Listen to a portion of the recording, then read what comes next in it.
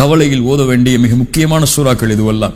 உண்மையில் இதனுடைய ஆழங்களை புரிந்தால் அவன் நாவு இயற்கையாக உச்சரிக்கும் சோதனை பிரச்சனை என்று வந்தால் ரசூலுல்லாஹி ஸல்லல்லாஹு அலைஹி வஸல்லம் அவர்களுடைய உள்ளத்தில் மிகுந்த மகிழ்ச்சியை ஏற்படுத்திய சூறாக்கள், அல்லாஹ்வுடைய தூதருக்கு மிக விருப்பமான சூறாக்களும் கூட.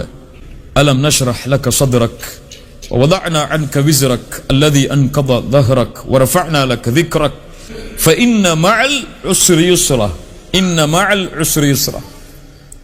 சிரமம் என்று வந்தால் அதோடு சேர்த்து அந்த சிரமம் இல்லாத நிலையும் வரும். கஷ்டம் என்று வந்தால் அதோடு சேர்த்து இன்பம் என்ற நிலையும் வரும், அதோடு சேர்த்து வரும். فإن مع العسر يسرا. இப்னு அப்பாஸ் ரலியல்லாஹு அன்ஹுமா சொன்னார்கள், அல்ஹம்துலில்லாஹ், அல்லாஹ் ரப்புல் ஆலமீன் பஅத் என்று சொல்லவில்லை, சிரமத்திற்கு பிறகு இன்பம் வரும் என்று அல்லாஹ் சொல்லவில்லை. அல்லாஹ் என்ன சொல்கிறான்? இன்ன மஅல் உஸ்ரி யுஸ்ரா, சிரமத்தோடு இன்பம் வரும்.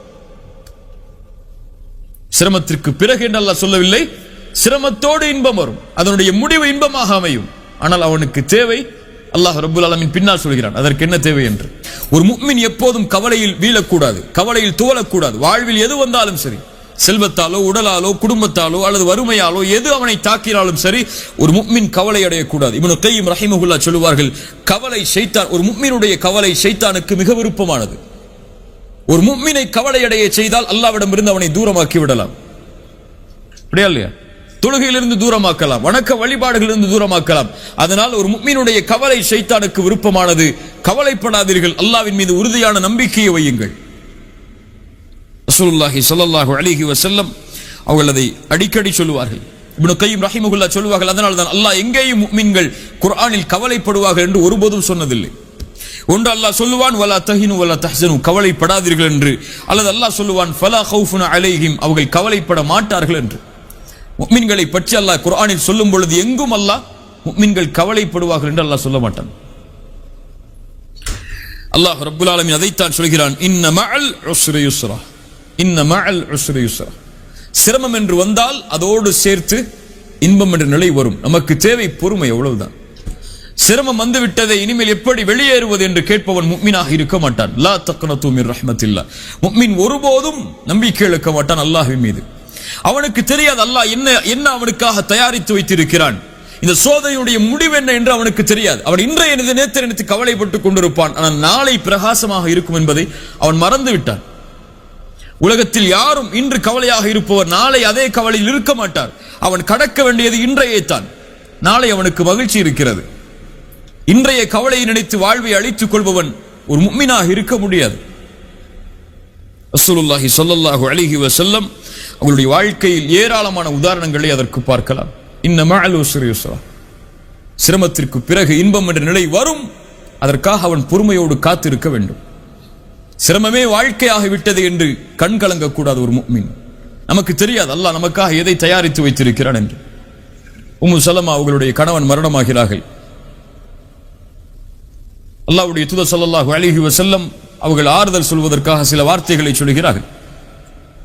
அவர்கள் கேட்டார்கள், இவ்வளவு ஆறுதல் வார்த்தைகளை கேட்டாலும் அபூ சலமாவை விட சிறந்த கணவர் எனக்கு உலகத்தில் யாராக இருக்க முடியும்?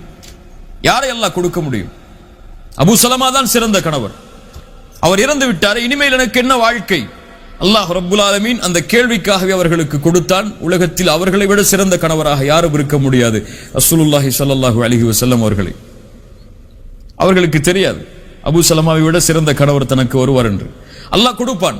இன்ன மஅல் உஸ்ரி யுஸ்ரா, இன்ன மஅல் உஸ்ரி யுஸ்ரா, இன்ன மஅல் உஸ்ரி யுஸ்ரா. ஏராளமான விளக்கங்களை சொல்லலாம். ஃபஇதா ஃபரக்த ஃபன்ஸப் வ இலா ரப்பிக ஃபர்கப். ஃபஇதா ஃபரக்த يعني ஒன்றிலிருந்து தூரமானால், விலகினால், ஓய்வானால், ஃபாரிக். ஃபஇதா ஃபரக்த, நபியே நீங்கள் ஒன்றிலிருந்து விலகிவிட்டால் அல்லது உலக காரியங்களிலிருந்து விலகிவிட்டால், ஃபன்ஸப், நஸப என்றால் அப்படியே நேராக நிறுத்துதல் என்று அர்த்தம். ஒரு கொடியை நட்டுதலுக்கு நஸப என்று சொல்வார். ஃபன்ஸப், நபியே உங்களை நேராக்குங்கள், உங்களை சிரமத்திற்கு ஆட்படுத்திக் கொள்ளுங்கள். எதில்? பல அறிஞர்கள் பல கருத்து சொல்கிறார்கள். அதில் முதல் கருத்து, நபியே ஃபர்தான கடமைகளை விட்டு நீங்கள் விலகிவிட்டால் நஃபிலான வணக்கங்களில் அதிகமாக ஈடுபடுங்கள். அல்லது நபியே நீங்கள் தொழுகையிலிருந்து பிரிந்து விட்டால் துஆவில் அதிகமாக உங்களை நிலையாக்குங்கள். அல்லது நபியே இந்த உலக காரியங்களிலிருந்து நீங்கள் விலகிவிட்டால் மறுமையுடைய காரியங்களில் அதிகமாக கவனம் செலுத்துங்கள். அல்லது நபியே நீங்கள் லா இலாஹ இல்லல்லாஹை பற்றி நீங்கள் அதிகமாக மக்களுக்கு கூறி அந்த காரியத்தை முடித்து விட்டால் மார்க்க கல்வி மறுமையுடைய செய்திகளை மக்களுக்கு அதிகமாக எடுத்துச் சொல்லுங்கள். அல்லது நபியை உடலுடைய காரியத்திலிருந்து நீங்கள் விலகிவிட்டால் மறுமைக்கு எதை தேவையோ உடலுக்காக அதை நீங்கள் தயாரித்துக் கொள்ளுங்கள். எல்லாம் சஹாபாக்களுடைய கருத்துகள் தான். இப்னு மஸ்ஊதுடைய கருத்து, இமாம் இப்னு அப்பாஸ் ரலியல்லாஹு அன்ஹு அவர்களுடைய கருத்து, இமாம் முஜாஹித் அவர்களுடைய கருத்து, இதுவெல்லாம் அறிஞர்களுடைய கருத்துகள் தான், நம்முடைய கருத்துக்கள் அல்ல. என்ன அல்லாஹ் ரப்புல் ஆலமீன் சொல்ல வருகிறான், நபியே இந்த உலக காரியங்கள் அல்லது இபாதத்துகள் ஃபர்தான கடமைகள் இதிலிருந்து நீங்கள் நீங்கிவிட்டால் உங்களை நீங்கள் களைப்படைய செய்யுங்கள், உங்களை நீங்கள் கடினமாக்கிக் கொள்ளுங்கள் வணக்க வழிபாடுகளில். ரசூலுல்லாஹி ஸல்லல்லாஹு அலைஹி வஸல்லம் இந்த கட்டளையை செய்தார்கள். ரசூலுல்லாஹ்வை போன்று காலையில் இருந்து இரவு வரை பிஸியாக இருக்கக்கூடிய ஒரு மனிதரை பார்க்க முடியாது. ரசூலுல்லாஹ் காலையில் இருந்து இரவு வரை உறங்கியதாக ஒரு ஹதீஸ் கூட கிடையாது. காலையிலிருந்து ஃபஜ்ருடைய வக்த் ஆரம்பத்திலிருந்து இஷா வரை, இஷாவுடைய வக்த் முடியும் வரை ரசூலுல்லாஹ் உறங்கியதை பார்த்ததாக ஒரு செய்தி கூட இருக்க முடியாது ஹதீஸில். அல்லாஹு அலம். ஆனால் அல்லாஹ்வுடைய தூதருடைய வாழ்க்கை ஒரு நபியாக பணியாற்ற வேண்டும், ஒரு கணவராக பணியாற்ற வேண்டும், ஒரு தந்தையாக பணியாற்ற வேண்டும், ஒரு நண்பராக பணியாற்ற வேண்டும், ஒரு குடும்பத்தில் உள்ள உறுப்பினராக பணியாற்ற வேண்டும். சுப்ஹானல்லாஹ்.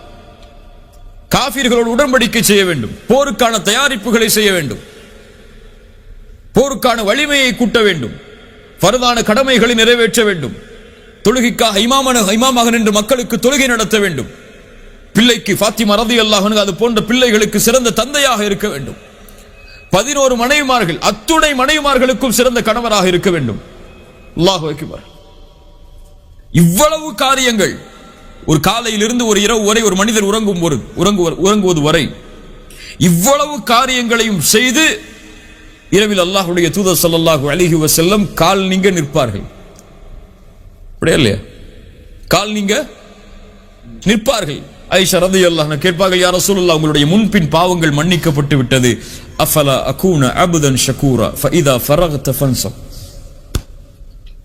அதைத்தான் அல்லாஹ் சொல்கிறான், ஃபஇதா ஃபரக்த ஃபன்ஸப், களைப்படைய செய்யுங்கள் நபியே உங்கள் இபாதத்தில், வ இலா ரப்பிக ஃபர்கப்,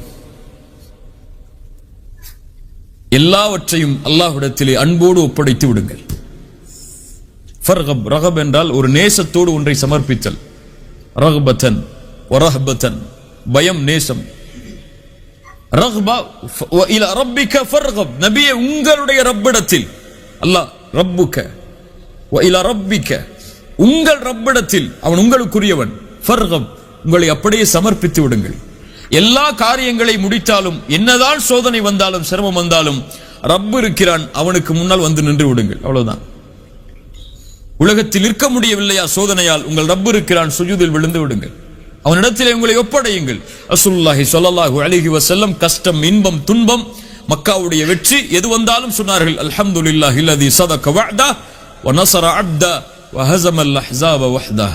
தலையை தாழ்த்தி உள்ளே நுழையும் போது சொன்னார்கள், அல்ஹம்துலில்லாஹ் ஸதக வஅதா, வாக்குறுதியை நிறைவேற்றி விட்டாய் யா அல்லாஹ், வ நஸர அப்தா, உன் அடியானுக்கு உதவி செய்து விட்டாய், வ ஹஸமல் அஹ்ஸாப வஹ்தா, நீ தனியாக நின்று போராடி வெற்றி அளித்தாய். போராடியது 10 வருடங்கள் யார்? சஹாபாக்கள். ஆனால் அல்லாஹ்வுடைய தூதர் அல்லாஹ்விடத்திலே சமர்ப்பித்தார்கள் அதையும், யா அல்லாஹ் நீ போராடி வெற்றியை வாங்கி தந்தாய், பெருமை அடைந்து விடாதீர்கள். வ இலா ரப்பிக ஃபர்கப், அவன் கொடுத்தான், அவனிடத்திலேயே நீங்கள் உங்களையும் ஒப்படைத்து விடுங்கள். அலம் நஷ்ரஹ் லக ஸத்ரக் வ வதஅனா அன்க விஸ்ரக் அல்லதி அன்கத ظهرك ورفعنا لك ذكرك فإن مع العسر يسرا إن مع العسر يسرا فإذا فرغت فانصب وإلى ربك فارغب. கவலையில் ஓத வேண்டிய மிக முக்கியமான சூறாக்கள் இதுவெல்லாம். உண்மையில் இதனுடைய ஆழங்களை புரிந்தால், அவன் நாவு இயற்கையாக உச்சரிக்கும் சோதனை பிரச்சனை என்று வந்தால் ரசூலுல்லாஹி ஸல்லல்லாஹு அலைஹி வஸல்லம் அவர்களுடைய உள்ளத்தில் மிகுந்த மகிழ்ச்சியை ஏற்படுத்திய சூறாக்கள், அல்லாஹ்வுடைய தூதருக்கு மிக விருப்பமான சூறாக்களும் கூட. ஜஸாக்குமுல்லாஹு கைரன். بارك الله فيكم. أقول قولي هذا أستغفر الله لي ولكم. السلام عليكم ورحمة الله وبركاته.